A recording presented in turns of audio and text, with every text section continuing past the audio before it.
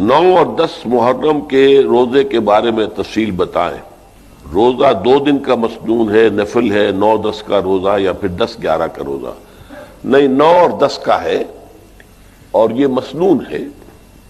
ویسے نفلی روزہ شمار ہوگا، لیکن چونکہ حضور جب مدینہ تشریف لائے تو مدینہ کے یہودی جو ہیں یہ 10 محرم کا روزہ رکھتے تھے، تو حضور نے پوچھا کہ یہ کیوں رکھتے ہیں آپ روزہ؟